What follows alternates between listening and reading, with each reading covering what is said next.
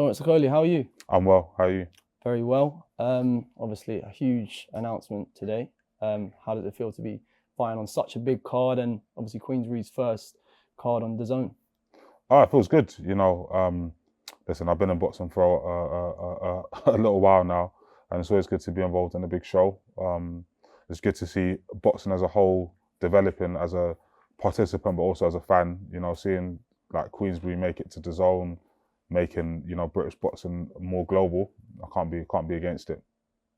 Your first fight for Queensberry, it was a quick day at the office. How did it feel? Your first fight at heavyweight? It just felt normal. Just felt like any other fight I've had. You warm up in the back, and then you come out, and then you have a fight. Do you know what I mean? So it was just happy to get it done in one round. Obviously, the move to heavyweight's been in the works for a few years. Did this feel like the right time? Definitely. I think when you're a world champion and you're able to sort of generate money and stuff like that, despite maybe it affecting your performance, you're gonna make weight one more time and go to the world one more time in training camp.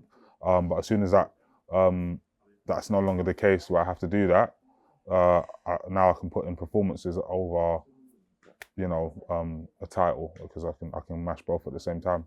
You mentioned that experience. You've already got obviously multiple weight world champion. Do you think that means you're going to be fast tracked through the heavyweight division? Yeah, now? definitely. I think I definitely think so. I think obviously we have this fight, and then we'll see where it goes from there.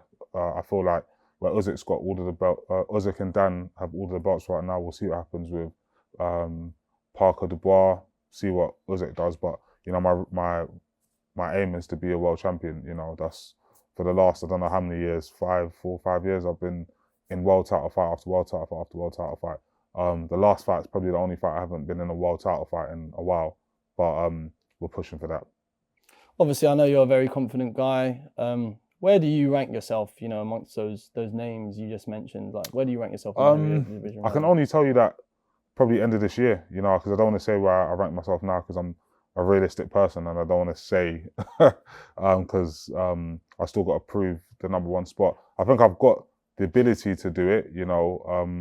It's just about me showcasing it when it matters. There's no point in being in the gym and being able to do what I want with heavyweights. I need to go out and do it on the day where it matters. Listen, I saw you at that Derek fight the other day, and I was thinking, I was seeing you next to Joe Joyce, and I was thinking, damn, like, you probably look bigger than Joe. Like you're do you know what I mean? You're bigger than some of these heavyweights. Yeah. And I also saw you in an interview saying like none of these heavyweights really scare you. Why is that? Because naturally I probably should have been a heavyweight from 2016, 2017. Do you know what I mean? Or more like 2018 when it really became a struggle to make cruiserweight. And the fact is, I've been in there with all of these guys, whether it's in sparring or just in and around the gyms. And then when you talk about it, skill for skill, weight for weight, and speed for speed, none of them are like exception where I say, wow, this guy's like unbelievable. They've all got danger factors at the end of the day where boxers who train every day to knock people out. So there's always that factor. But yeah, man, there's nothing new that these guys are going to show me, I don't think. So Richard Riakporhe, it's a fight that's kind of been in the works for a few years. You've kind of both spoken about each other before. Why Richard now? Because the fighters, the two headline acts decided they didn't want to fight me. So fortunately they fought each other, so I can't really attack them on that one. But there's all the heavyweights above me are in fights with each other.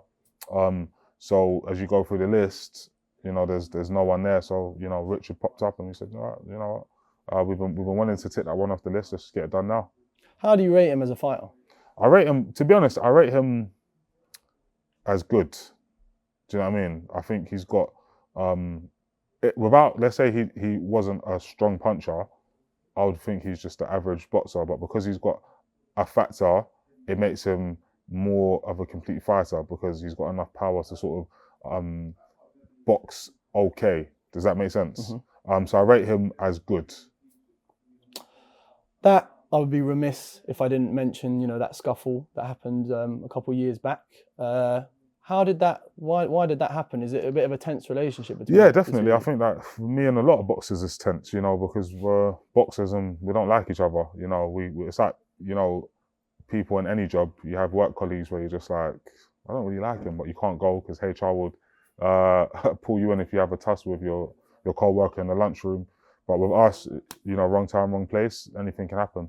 Do you think it's going to be a bit of a volatile build-up? I heard you kind of speaking before this interview, saying, you know, talking about that face-off that just happened. Yeah. What did you make of that face-off first of all, and do you think it's going to be a I don't think face-offs, head-to-heads, talking to your opponent and staring at them really says anything, you know, because to me, if I looked at that, I'd say he was nervous. But then that's not how he's going to fight. You know, he's not going to fight nervous. He's going to fight with confidence and desire. So, you know, he'll probably put on a bit of size and start to feed himself, and we can go from there.